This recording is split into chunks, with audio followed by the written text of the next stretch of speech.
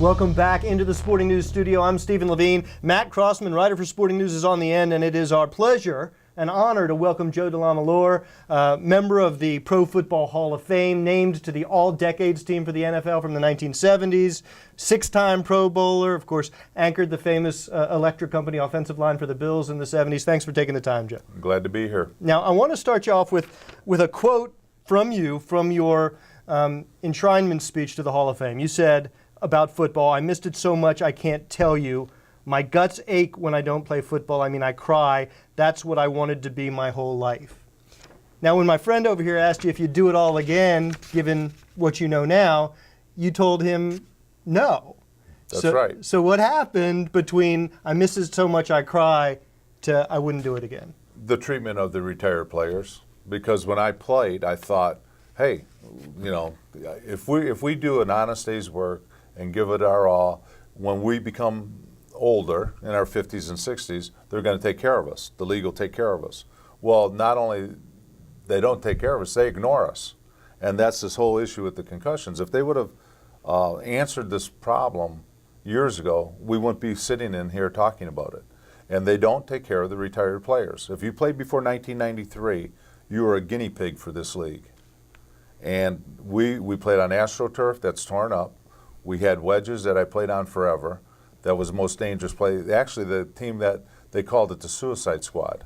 That's what they called it, because you were going to get killed in there. Mm-hmm. And then head slaps. I got 60% hearing loss in my left ear from guys like Deacon Jones.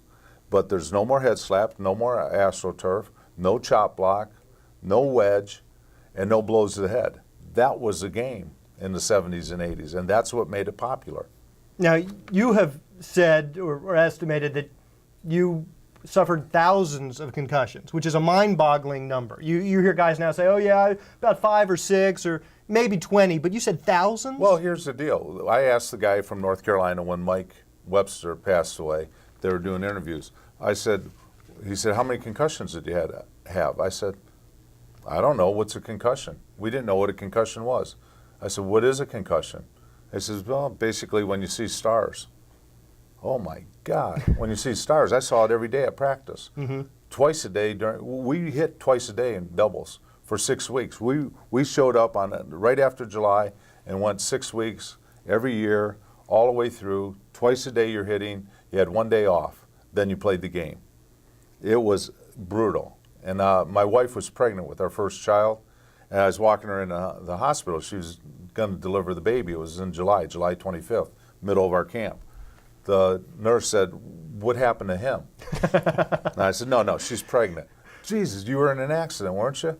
That's how beat up I was. Mm-hmm. But I never missed a practice, never missed a game. You just went and did it because that was part of the game. Right. And you said, okay, you have 60% hearing loss in your left ear. Other symptoms from that accumulation of concussions that you experienced today? That I experienced, lack of sleep. I'd wake up every hour or two. You know, once I turned like 40, I don't remember much about the playing times because you're so into it when you're playing.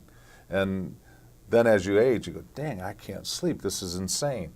And you sleep for an hour, you get up, walk around. My wife will say, where are you going? I go, McDonald's. I said, what do you think? It's 2 in the morning. And just walk around. That's the way it is. Yeah. But then you start hearing these studies, and then all of a sudden your friends, like Mike Webster and I were really good friends, and he passed away at 50 from dementia. And he had to take our union to the Supreme Court to win the case. And Gene Upshaw said, I'd do it all over again. Mm-hmm. So then you start thinking, what kind of business is this? Here's one of the guys, one of the legends of the game, dies of dementia, or whatever they wanted to call it. You know, nobody really knew what it was then, from blows to the head. Yeah. Now, how many other guys are like Mike?